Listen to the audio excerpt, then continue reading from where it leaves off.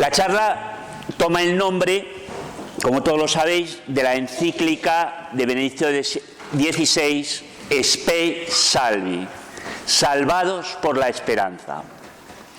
Dice San Pablo a los romanos: pues hemos sido salvados en esperanza. Con estas palabras del apóstol Pablo comienza la encíclica de Benedicto XVI del 2007, Spe Salvi. Con ellas embarcamos este cuarto encuentro nacional de Spei Mártires. Hoy más que nunca la sociedad que Dios nos ha regalado necesita de esperanza. Aquí sí quisiera deciros una cosa que desde el confesionario, en estos 11 años que he estado confesando en Cachito de Cielo, el gran drama es la falta de esperanza.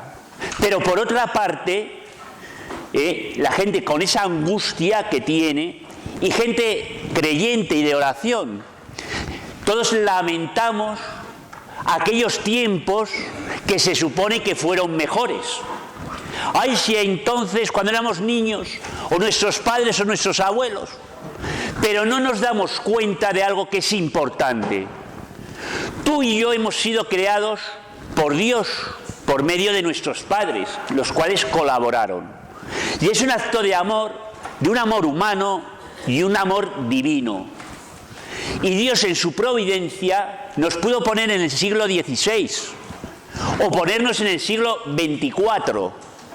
Pero resulta que en su providencia nos ha escogido esta época para nosotros, porque Él cuenta con nosotros para transformar y salvar este tiempo. Por tanto, no es un tiempo de lamentarnos. Es un tiempo, yo suelo decir muchas veces, no es el problema, primero, hay un problema que es que creamos nosotros en Dios. Pero el problema es que Dios sí cree en ti, aunque tú no creas en Él, porque cuenta contigo. Tenemos que mirar nuestra época como un reto, como un signo de esperanza, la confianza de Dios en nosotros.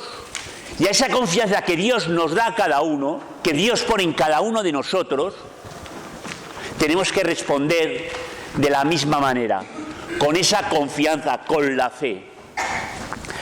Los últimos acontecimientos vividos han desolado toda ilusión en la vida. Hace 10 años, ya una década, el Espíritu Santo suscitó este carisma para llevar a los hombres de nuestro tiempo en realidad que desde tiempo inmemorial la Iglesia ha proclamado. Así lo recoge el lema de nuestro encuentro: O cruz ave spes unica. O cruz ave spes unica. Es una estrofa sacada del himno Vexila Regis, la bandera del rey, el que se canta en la víspera del Domingo de Pasión y fue creado por el obispo de Poitiers, Venancio Fortunato, en el siglo VI. ¿Por qué saco esto a colación? La esperanza no es algo meramente de nuestra época, sino cuando nosotros vivimos la esperanza, estamos tocando la raíz de la Iglesia. La Iglesia, en un mundo caótico, nace por el misterio de la encarnación y trajo a un mundo sin esperanza, trajo precisamente esa esperanza en la vida eterna. Como decía ayer el Padre Santiago, no es simplemente una vida eterna, bueno, dentro de el día que estires la pata, porque esa es la única verdad inamovible que todavía no nos la han quitado, que es que tú te vas a morir. A ver, ¿quién no se va a morir aquí? Y esa es una verdad. Pero la esperanza nos habla así de una vida eterna, que no es algo para calmar conciencias y dejarnos tranquilos, sino la esperanza en la vida eterna nos lleva necesariamente a cambiar el tiempo que se nos ha dado, que eso es lo importante. Entonces, es decir, nosotros estamos enraizados en lo más profundo de la Iglesia.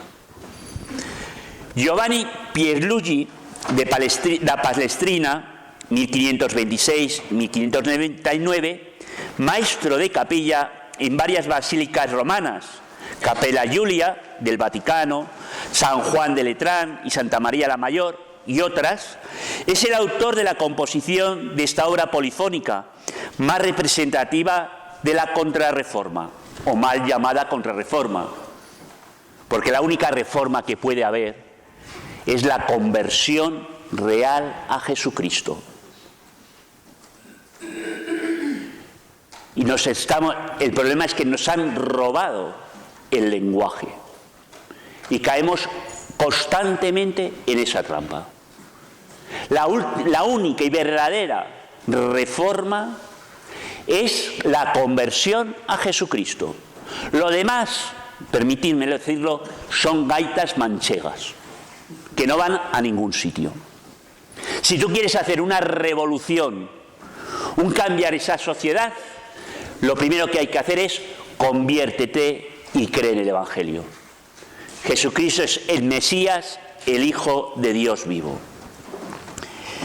Esta estrofa, me refiero o cruzade spes única, da sentido y nuevo impulso a la misión que el Espíritu Santo ha suscitado en su Iglesia. Miramos a la cruz en este tiempo de dolor con la esperanza de la resurrección, de la nueva vida que ya en primicia la vivimos aquí. Lo digo en castellano, como es la estrofa, no la digo en latín, si queréis la digo en latín, pero vamos. No la voy a cantar para que no se hunda el valle y hacer propaganda y ayudar precisamente a aquellos que tanto estiman este lugar. Salve, oh cruz, nuestra única esperanza. En este tiempo de pasión, aumenta la justicia de los virtuosos y concédeles el perdón a los reos. En la cruz es la bandera en la que toda persona tiene que confrontarse.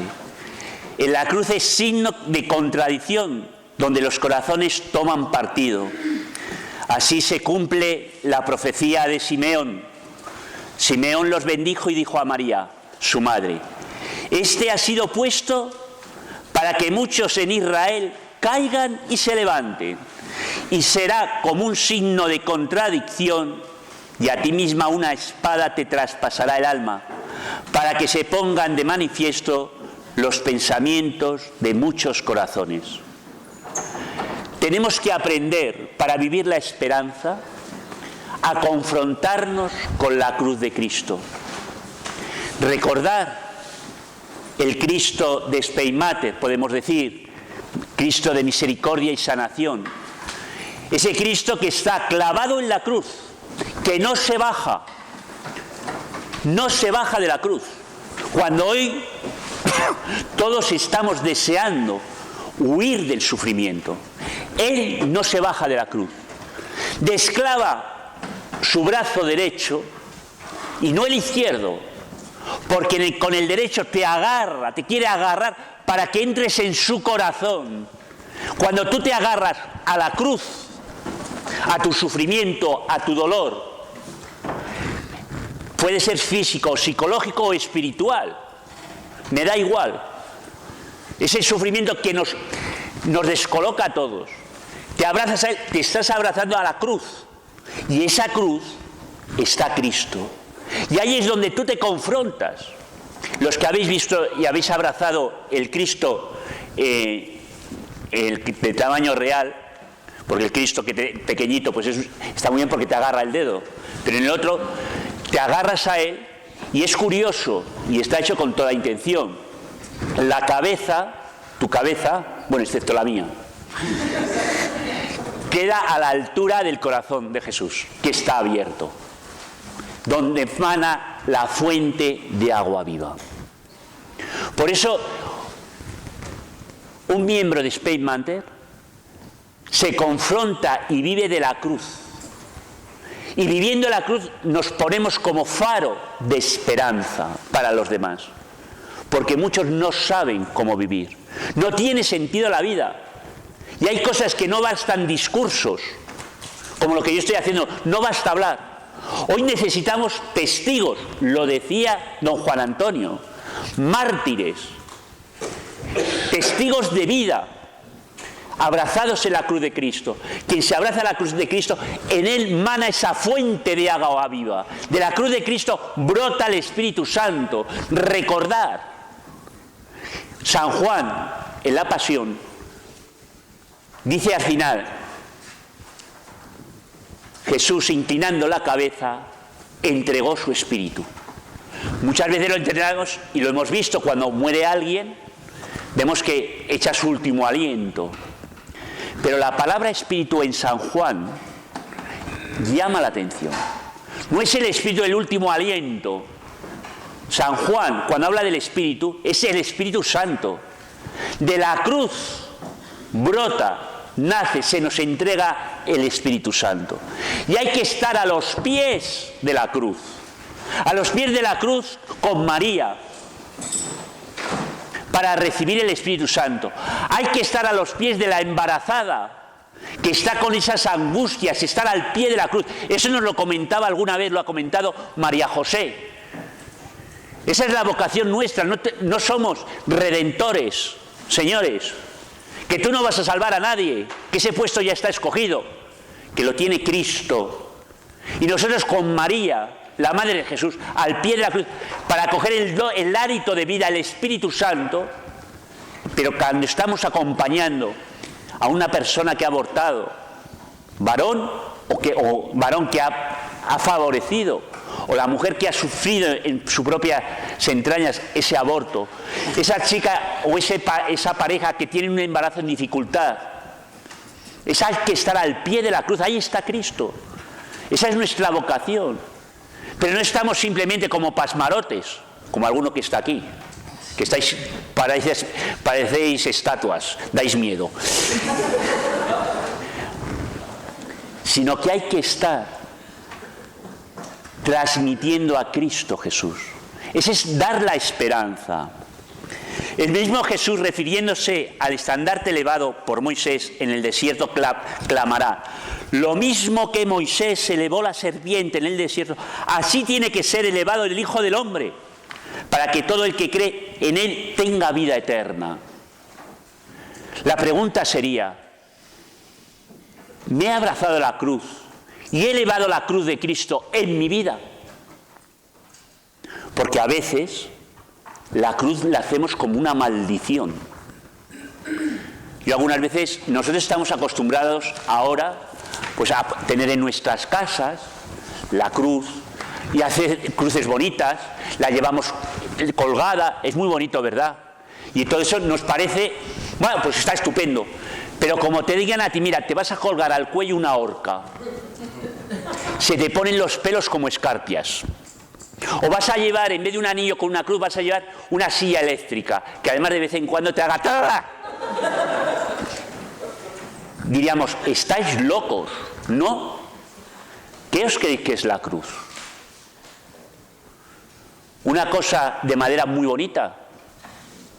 Todos hemos visto La Pasión de Mel Gibson. Yo hasta ahora, en mi gusto, es lo que más se podía haber parecido. Y ahí no se está hablando de un sufrimiento exterior.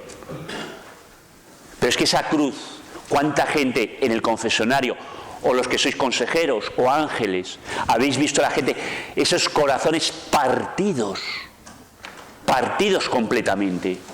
Y cómo hemos visto todos, cómo la palabra de Dios nos atraviesa. Y una palabra sencilla, que dices, va, no tiene importancia, pero con esa palabra ha ido ese Espíritu Santo y le ha tocado el corazón al otro y le ha cambiado. Para dar el Espíritu Santo tienes que estar lleno del Espíritu Santo. Para estar lleno del Espíritu Santo tienes que abrazarte a la cruz. Y ahí brota la esperanza, porque la cruz es la puerta del cielo. Cuando sales de aquí de la hospedería y ves ese pedazo, cacho, trozo, como queráis decir, de cruz, parece que se te cae encima y te hace empezar a mirar hacia arriba, y esa cruz te va llevando la mirada hasta que llegas al travesaño, la estás mirando y resulta que es que al final, ¿dónde termina tu vista? En el cielo. Por eso la cruz es signo de esperanza.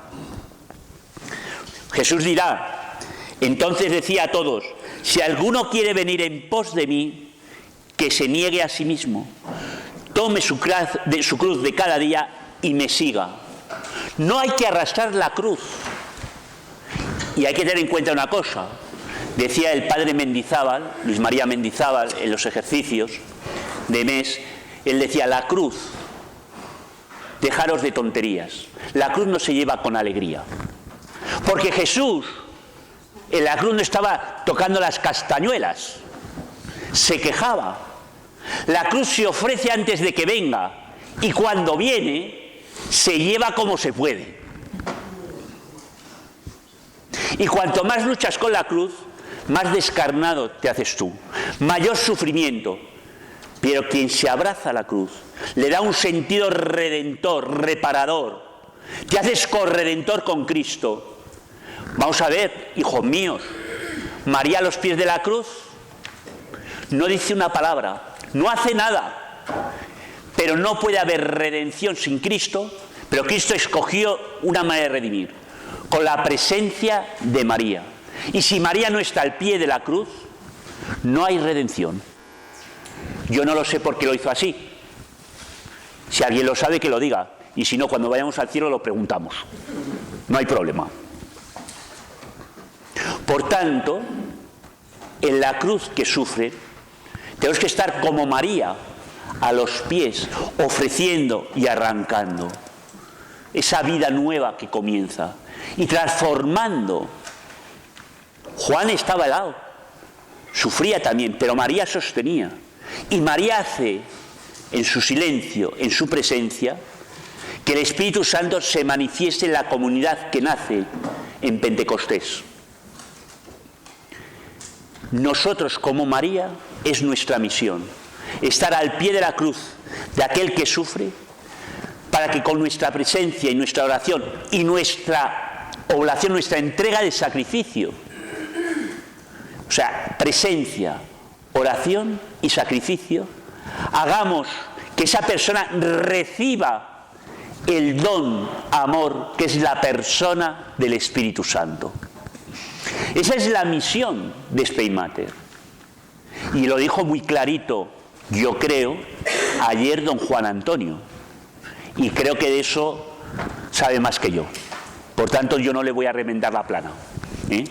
La esperanza es una vestidura verde que nos libera de las cosas de este mundo, porque nos da viveza y animosidad, levantando a las cosas a la vida eterna. Así nos lo refiere San Juan de la Cruz en la noche oscura. Dice, luego, sobre esta túnica blanca de fe, se sobrepone aquí al alma segundo color, que es una almilla de verde, por el cual, como dijimos, es significada la virtud de la esperanza, con la cual, cuanto a lo primero, el alma se libra y ampara del segundo enemigo, que es el mundo, por esta verdura de esperanza viva en Dios, da al alma una tal viveza y animosidad y levantamiento a las cosas de la vida eterna, que en comparación de lo que allí espera, todo lo del mundo le parece, como es la verdad, seco y lacio y muerto, de ningún valor. Y aquí se despoja y desnuda de todas estas vestiduras y traje del mundo, no poniendo su corazón en nada, ni esperando nada de lo que hay o ha de haber en él, viviendo solamente vestida de esperanza de vida eterna, por lo cual, teniendo el corazón tan levantado del mundo, no solo no le puede tocar y asir el corazón, pero ni alcanzarle la vista. La esperanza nos libera de los trajes de este mundo. Primero la fe, porque no podemos esperar si no hay fe. La fe está unida a la esperanza.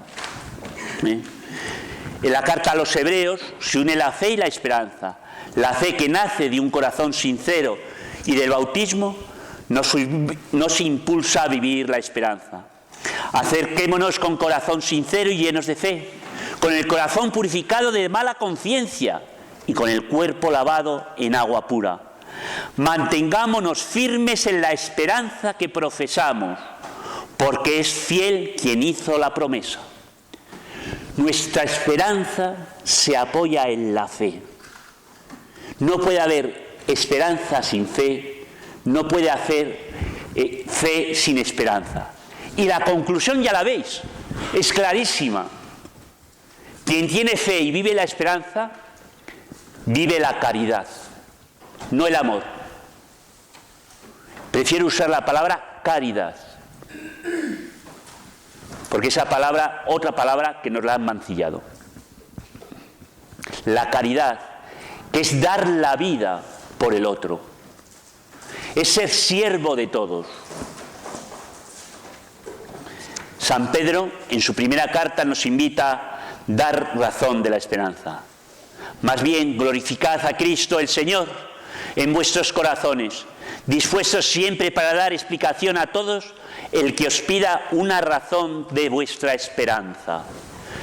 Ahí tenemos la importancia, y que ha salido aquí, del tema de la formación.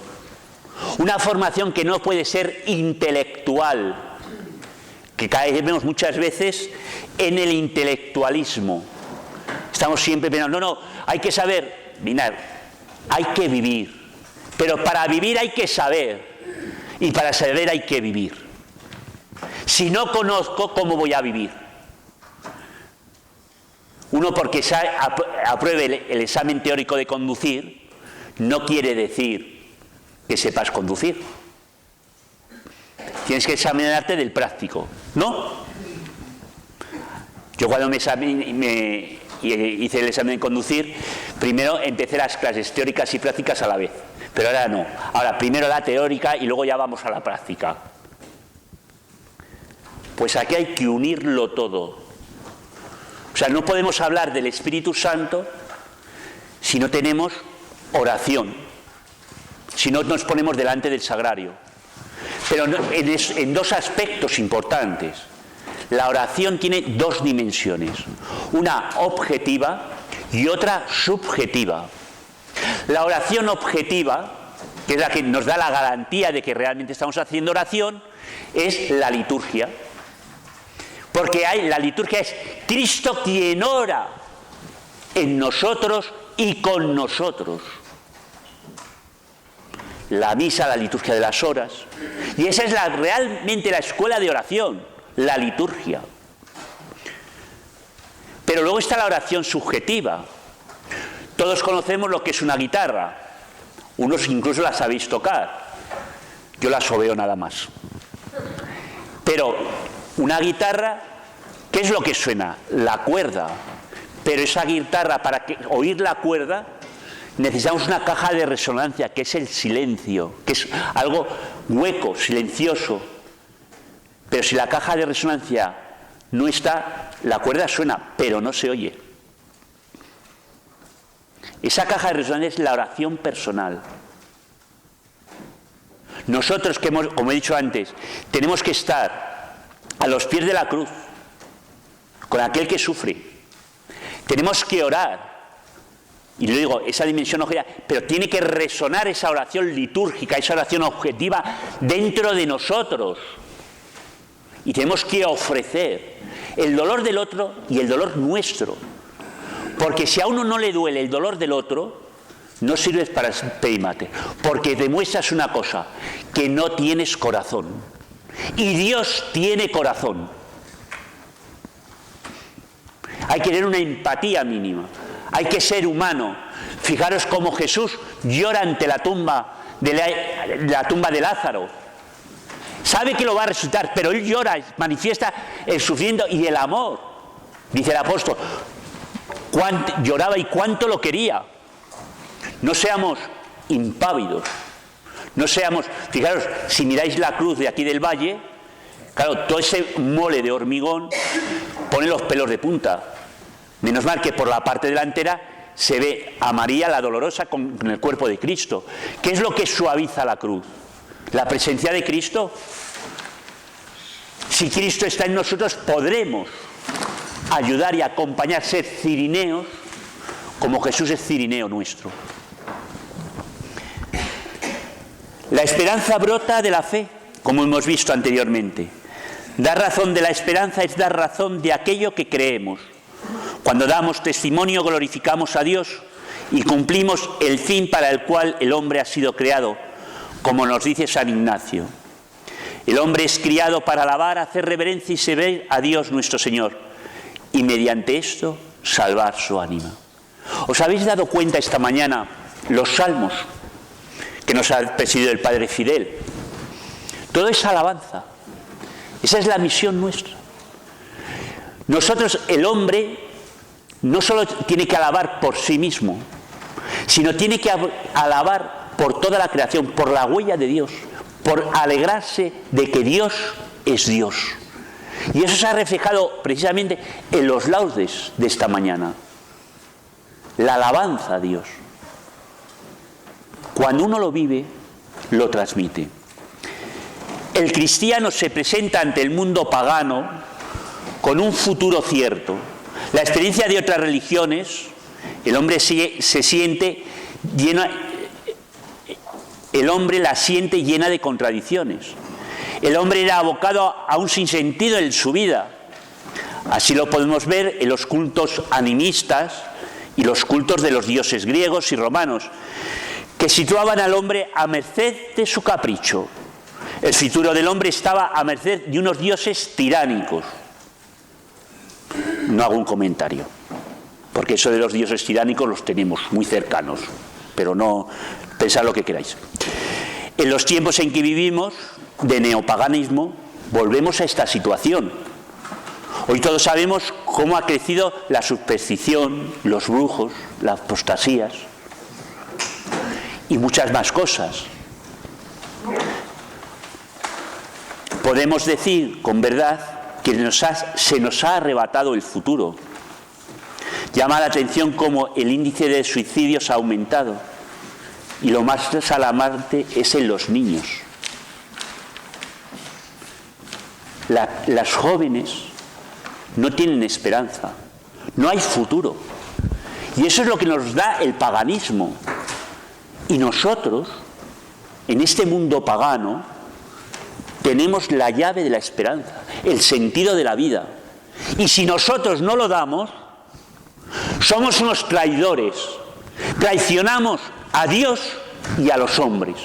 A Dios porque Él ha puesto su confianza en ti para llevar esa esperanza. Y a los hombres porque tú sabes el antídoto de esas frustraciones y no lo estás dando. Eres lo voy a decir, cerdo egoísta. Sí, tú, aunque te escondas en la barba. Pero eso es el individualismo que estamos viviendo hoy. Tú tienes el antídoto y no lo das. El Evangelio en el mundo antiguo trajo un futuro, una esperanza, no una quimera, como hoy en día se nos oferta. Se presenta el futuro como fuente de vida y una realidad positiva que hace transformar el presente. Y hoy el mundo esto no lo conoce. Y nosotros sí. El hombre está creado para la comunión, para la comunidad. El hombre no se salva solo. El hombre, como se dice, es solidario. La salvación de aquellos que comparten este mundo con nosotros en nuestra época, Dios la quiere hacer a través tuyo. Porque tú lo primero que eres es un salvado. Salvado en las aguas del bautismo. Y tú tienes la esperanza. Benedicto XVI dice, en nuestro lenguaje se diría, el mensaje cristiano no solo era informativo, sino performativo. Eso significa que el Evangelio no es solamente una comunicación de cosas que se pueden saber, sino una comunicación que comporta hechos y cambia la vida. La puerta oscura del tiempo, del futuro, ha sido abierta de par en par. Quien tiene esperanza vive de otra manera. Se le ha dado una vida nueva. Cuidado cuando dicen que la fe aliena a la persona. No, la fe podríamos decir que es el Red Bull. Te da alas. La fe te da alas. Fijaros un comentario de la película.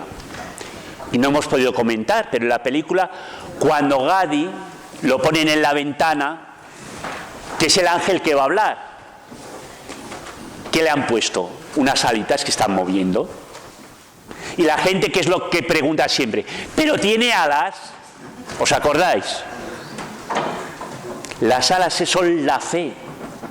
Y aquel padre que ve que le arrebatan a su hijo, encuentra una explicación y un sentido por la fe. Y descubre, a través de su maestro de música, que eso es importante, cómo tenemos que cuidar la música. Ayer yo os veía desde el altar, lo poco que podía ver porque estaba nerviosísimo, pero cómo disfrutasteis de los cantos de la Eucaristía. Además es que allí parecía, vamos, nos elevamos, además como estábamos tan juntitos, y llenaba cómo la belleza, la música nos lleva a Dios. En la liturgia, en la misa, nos unimos al coro de los ángeles y de los santos y cantamos el santo. Realmente la fe nos da alas. Unas alas que no solo nos lleva al cielo, sino que la fe trae el cielo a la tierra, que eso es la Eucaristía. Y nosotros tenemos que ser ángeles, que sin hacer nada, porque el pobre Gadi no se entera a la media a la mitad. Si os dais cuenta, solo gruñía, pero transformó por la fe de sus padres, de aquellos que empezaron a creer, porque valoraron a esa persona, a ese niño, como persona humana, cosa que don Juan Antonio nos recordó, uno de los temas que hay que estudiar. ¿Qué es la persona humana? Imagen y semejanza de Dios. Y tenemos que fomentar eso, descubrirlo, para tratar al otro como persona. Y cuando tratamos al otro como persona, el otro es capaz de transformar un pueblo entero. Con el puñado que estamos aquí, somos más de 12. Hemos estado más o menos unos 100 en estos días. Si el Señor, con 12 pobrecillos, revolucionó el mundo y cambió la sociedad y trajo la salvación, ¿qué Dios no podrá hacer con todos nosotros? Conviértete, cree en el Evangelio, vive en el Espíritu, lleva la esperanza. Este nuevo sentido de la vida surge del encuentro personal con la persona de Jesucristo, no con una idea, la persona de Jesucristo. Somos seres en relación con el mundo, con los hombres, con nosotros mismos. El hombre es creado para la comunión y desde la comunión. Dios es ser en comunión, es Trinidad. El hombre es creado como imagen y semejanza de Dios. El hombre se descubre a sí mismo en Jesucristo. Dice Gaudium et Spes, el misterio del hombre solo se esclarece en el misterio del Verbo encarnado. Si somos imagen y semejanza de Dios, y Dios es Trinidad, es comunión, primero tenemos que ser nosotros, esa imagen de la Trinidad, de la comunión, comunión entre nosotros. Recordad Hechos de los Apóstoles, las comunidades primitivas apostólicas, todo lo tenían en común, se juntaban a orar, y quien presidía, quien agrupaba todas esas comunidades primitivas, era la Virgen. María nos ha convocado, y viendo cómo nos amamos, esa referencia que hacía María José en el primer día, uno de los valores que había, ¿no?, que decía uno, en Spain Matter una cosa que me llama la atención es que nadie habla mal del otro, pero no hablamos mal del otro por norma, O sea, porque es una ley que hemos puesto, sino que brota del corazón, brota de la comunión.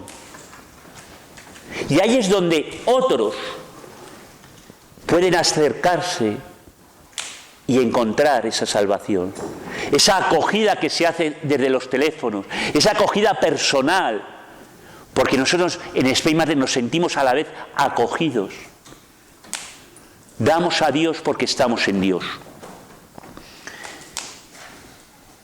En este encuentro se conoce a Cristo como camino, verdad y vida. De este conocimiento de la fe surge la esperanza.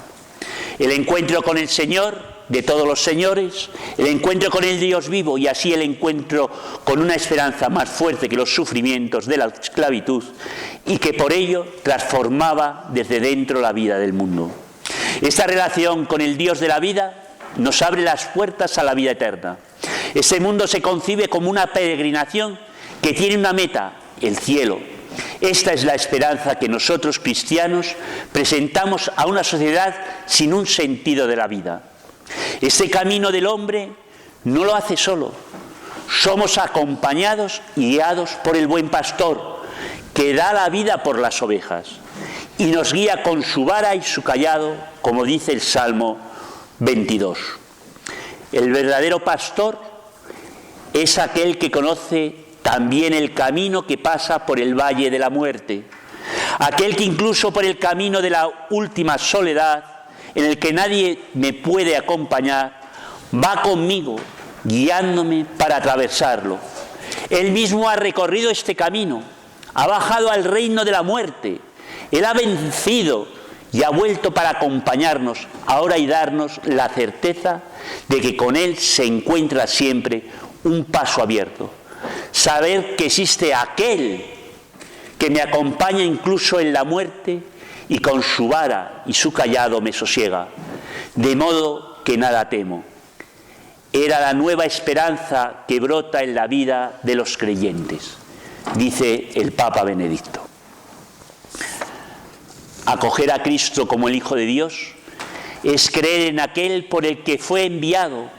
Acoger el don de la fe que recibimos en el bautismo nos hace tener las primicias de la vida eterna, pues ella nos introduce a la Eucaristía, que es prenda de nuestra salvación. No es una entrega del entendimiento a una palabra incierta, sino una respuesta en el amor, como acto libre de nuestra persona a aquel que nos ha llamado. La fe es garantía en las dificultades y la que nos da fuerza para vivir en la esperanza. San Pablo a Timoteo dice: esta es la razón por la que padezco tales cosas, pero me avergüenzo pero no me avergüenzo porque sé de quién me he fiado y estoy firmemente persuadido de que tiene poder para velar por mi depósito hasta aquel día.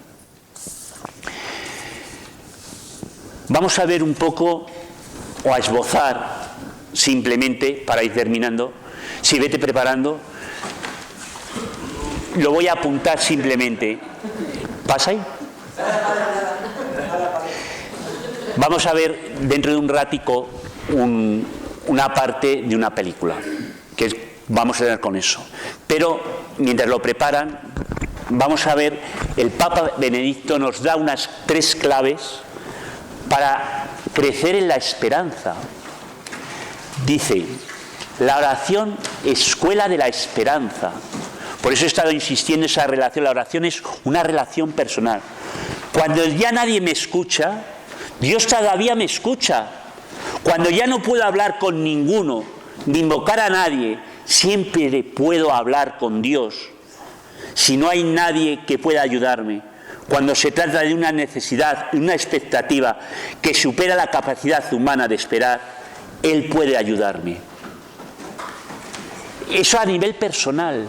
Pero también hay una cosa, esas personas que atendemos, os lo he dicho muchas veces, nuestra vocación en este sentido es ser la oreja de Dios. La oreja de Dios. Escuchar al otro.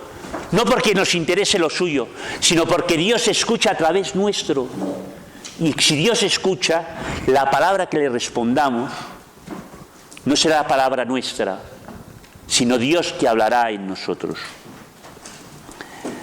El encuentro con Dios despierta mi conciencia para que ésta ya no me ofrezca más una autojustificación, ni sea un simple reflejo de mí mismo y de los contemporáneos que me condicionan, sino que transforme la capacidad para escuchar el bien mismo. Y eso es lo que tenemos que enseñar para abrirse la esperanza. La esperanza no brota de nosotros, brota precisamente, del encuentro personal con Cristo. Si nuestra esperanza brota de ahí, la de los demás también. Llevemos las almas a Cristo. Lo que hemos dicho antes, la oración subjetiva y objetiva. La oración subjetiva es la oración personal, la oración objetiva, la oración litúrgica. Un segundo apunte que el Papa marca es el actuar y el sufrir como lugares de aprendizaje de la esperanza. O sea, la cruz nos enseña a vivir en la esperanza. Solo la gran esperanza, certeza de que a pesar de todas las frustraciones, mi vida personal y la historia de su conjunto están custodiadas por el poder indestructible del amor y que gracias al cual tiene para él sentido e importancia. Solo una esperanza si puede, en ese caso, dar todavía ánimo para actuar y continuar. Cuando me abrazo a la cruz de Cristo, a esa cruz de cada día, surge la esperanza. Y el tercer punto, el juicio como lugar y ejercicio de la esperanza. Ya desde los primeros tiempos, la perspectiva del juicio ha influido en los cristianos, también en su vida diaria, como criterio para ordenar la vida presente, como llamada a su conciencia y al mismo tiempo como esperanza en la justicia de Dios. La fe en Cristo nunca ha mirado solo hacia atrás ni solo hacia arriba, sino siempre adelante, hacia la hora de la justicia que el Señor había preanunciado repetidamente. Este mirar hacia adelante ha dado la importancia que tiene el presente para el cristianismo. Vivir con la mirada puesta en el juicio nos hace transformar el presente. Aquel que vive en Spei Mater, su característica fundamental es la esperanza, pero la esperanza vivida en el momento presente. No añoremos tiempos pasados, no idealicemos tiempos futuros. Dios es eterno presente y se nos da aquí y ahora. Vamos a ver ahora una cosica. Dice, la esperanza es propio de nuestra vocación de Spei Mater. Estamos llamados a ser testigos de esperanza. ¿Cómo transmitir la esperanza en medio de un mundo inmerso en la cultura de la muerte? Esto es un desafío y un reto para estos próximos años. Los santos son modelos de apóstoles. Concluido el año de la conversión de San Ignacio de Loyola, miremosle a él como modelo. Él nos muestra el sendero del acompañamiento personal, que es uno de los signos distintivos de nuestra misión como Spei Mater. Vamos a ver un trozo de la película de Ignacio de Loyola, de Pablo Di, realizada en el año 2016. Todos conocemos su historia y vamos a ver una escena en la cual él guía a una prostituta que vive inmersa en la cultura de la muerte y la abre a la esperanza por el encuentro con Cristo. La escena se centra después de su conversión. Ignacio ha decidido ir de peregrino y se lo ha comunicado a su cuñada. Ella lo comenta con su marido y este le dice que las cosas se solucionan como lo hacen los Loyolas. Así que lo llevan a un prostíbulo que frecuentaban. Allí lo dejarán con Ana a solas. Por favor. No deseo que... ¿Se encuentra bien, mi señor? Oye, espera un momento. Espera. Solo... Sentémonos en silencio, ¿de acuerdo? Cuando mis hermanos acaben, saldremos de aquí. Te pagaré, claro. Como quiera, mi señor.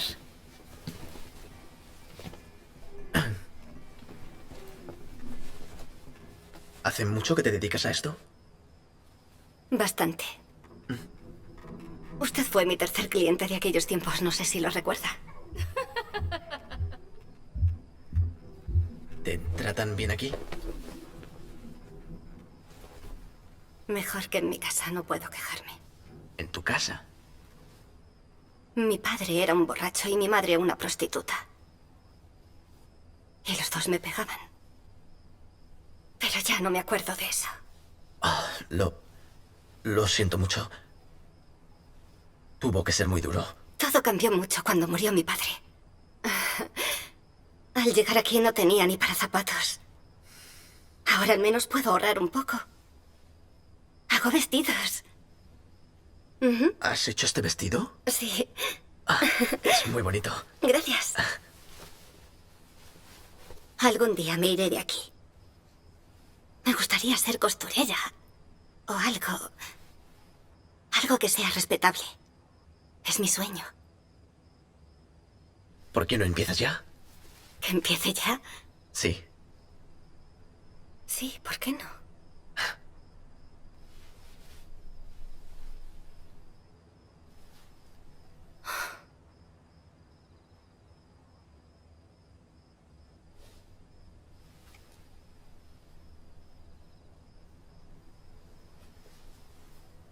¿Te encuentras bien? Sí, estoy bien, mi señor. Lo siento. No te disculpes. Usted es la primera persona con la que he hablado en mucho tiempo que no me quiere solo para desnudarme y dejarme tirada. No sé si podré dejar esta vida. Delante del espejo solo veo a una prostituta.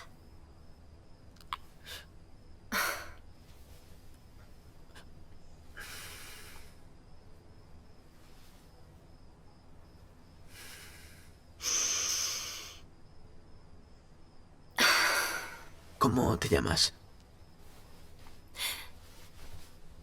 Ana. Ana.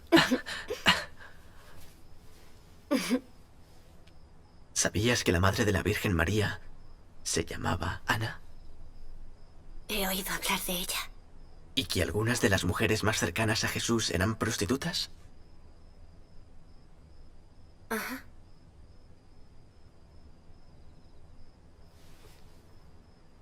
Ana, ¿querrías hacer algo por mí? Sí, mi señor. ¿Podrías imaginar a Jesús sentado en esa silla? ¿Sentado en esa silla? Sí. ¿Podrías? Inténtalo. Tómate tiempo.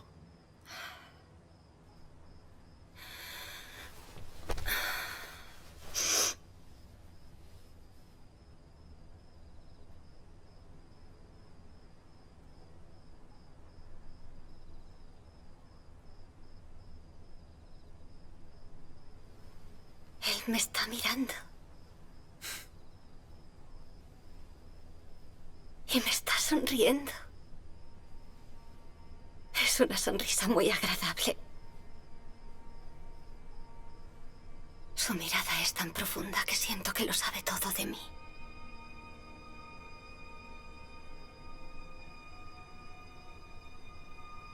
¿Qué es lo que te está diciendo?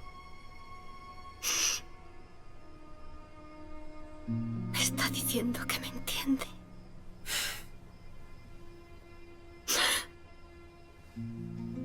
Ay, que me ama.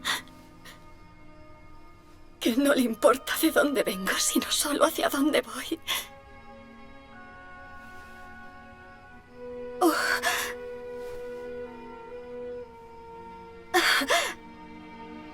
¿Y eso te hace feliz? Sí, sí, sí.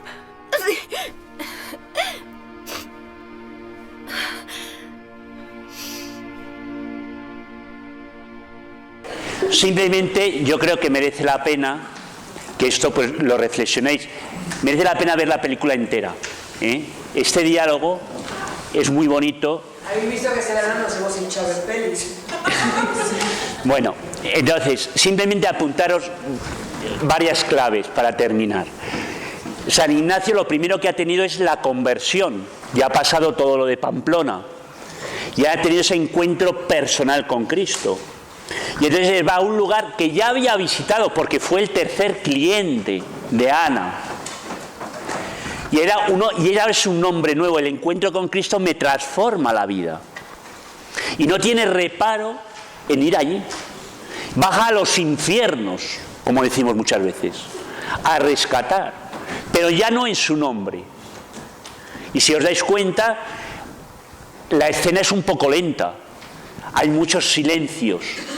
No hace falta decir muchas cosas. Porque siempre cuando está hablando el otro, estamos pensando, ¿qué le voy a decir? Porque ahora le tengo que decir esto. San Ignacio, Íñigo ahí, ¿qué hace? La va escuchando. Y va dejando, como Jesús en la Samaritana, va conectando con lo más íntimo del corazón, con sus esperanzas más profundas, las cuales Ana las siente frustradas. No creo que pueda salir de aquí. Hay una cosa que es muy curiosa. Es la primera vez que Ana dice, es la primera vez que alguien me escucha, me da una dignidad como persona, porque todo el que viene aquí, ¿qué es lo que pretende? Desnudarme y se acabó. Me trata como persona, no como objeto, algo que Spey Mater hacemos o intentamos hacer con nuestras debilidades. Tratar al otro como persona, escucharle. Y al final, ¿qué es lo que hace? Ignacio le presenta a Jesús la silla vacía. Imagínate que está Jesús. Y cómo el Espíritu Santo, Ignacio lo que ha hecho ha sido abrirle al don de Dios. Y entonces ella dice, yo quiero ya cambiar. Ella da un paso a la conversión. Por eso esta escena yo os invitaría a que a lo mejor en los grupos, en las distintas diócesis, que lo podáis comentar y ver muchas cosas, cómo se transmite la esperanza. Pero fijaros que lo primero, que es lo que nos afecta a nosotros, es la conversión personal. Aprendiendo, escuchando a Dios, aprendemos a escuchar a los hombres y a guiarlos, porque van como ciegos, sin esperanza. Y él va diciendo, es que el diálogo se podría haber transcrito completamente y ir cogiendo palabra por palabra, pero ver cómo le introduce la esperanza. ¿Y la esperanza dónde está? En Cristo Jesús. Ahí está hablando también de una cosa muy bonita, que es lo que se hace en Proyecto Raquel, la oración de sentidos. Te lo pones delante, Jesús te mira, esa oración guiada, él que le va haciendo, guiándole, no le determina. Tener en cuenta que cada uno de nosotros somos distintos. Los que tenéis varios hijos, a todos los hijos los queréis, me imagino. Aunque alguna vez invocáis a San Herodes bendito. Pero bueno, queriéndolos a todos en su verdad, en su naturaleza, en su realidad, los tratáis de manera diferentes, porque son diferentes. ¿No es así? ¿Cuánto Dios más lo hace? ¿Cuándo tenemos que aprender Dios cómo nos trata a nosotros? Yo os he dicho antes, Dios cree en nosotros y cuenta con nosotros. ¿Por qué nosotros no creemos en tantas Anas que nos encontramos? Porque cuando alguien cree en alguien, yo estoy pensando ahora en una chica que, vamos, a esta incluso la madre le llegó a decir que en un arrebato de estos de cólera le dijo, ¿por qué no te hubiera abortado? Y ella tenía un complejo y yo le estuve apoyando, ayudando, sacó la carrera y todo. Y ahora es madre, tiene 3 hijos. Pero cuando alguien creyó, ella empezó a funcionar. Como esta Ana, alguien ha creído en ella, que ha sido Ignacio, en el fondo quien cree es Dios en ella. Y como ella cambia su vida.